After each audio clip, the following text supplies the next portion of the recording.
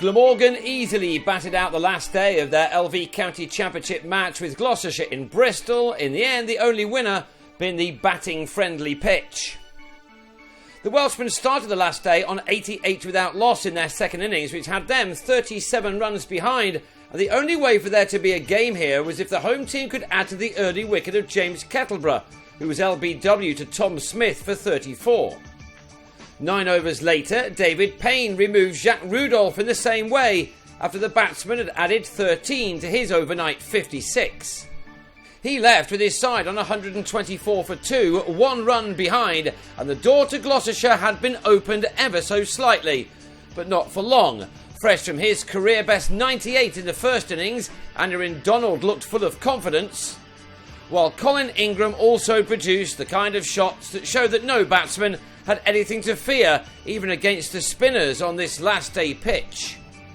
Gloucestershire did grab a third wicket in the morning, Donald on 35, seemingly forgetting that Hamish Marshall was hovering at mid-wicket to be run out by the Kiwi.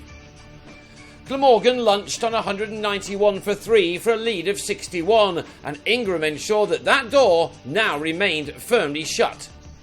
This single off Tom Hampton had the South African at his 50 off 110 balls, an innings containing 5 fours and 1 6. It was a breeze for him really, this surface seemingly not wearing at all throughout this contest.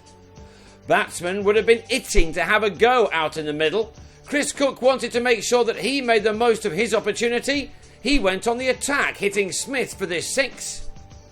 Before taking on Benny Howell in the next over, 3 fours being struck in that, the second of which had Cook at his half-century off his 76th delivery. He'd hit 1 6 and 7 fours, but this was just a start for the 29-year-old, who must have sensed his chance to get to just a third first-class 100 in his career.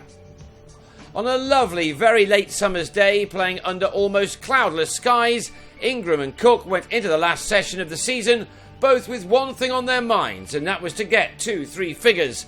This match well and truly over as a contest by this stage. The race was on to see which one of the two would get there first, and it was Cook who moved ahead after he deposited Jack Taylor over the rope for his second 6.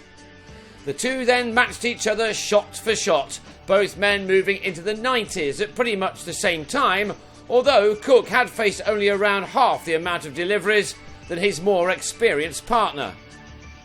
And it was Cook that won the race 2-3 figures, a cut of Chris Dent, taking him to his 100 off 135 balls, that being his 12th 4 to go with his pair of 6s. Hundreds have been few and far between in Cook's career, so he would have thoroughly enjoyed this moment, even if it had been a rather simple task as it turned out.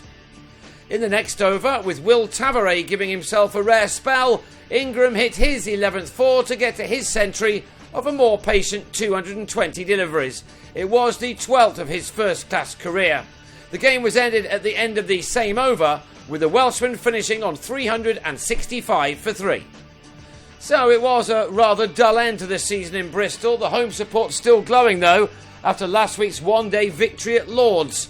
Gloucestershire took 13 points to their opponent's 12, and that left the home team in 6th in the table, and Glamorgan in 4th after they rather slipped up in the second half of what had hitherto been a very promising campaign for them.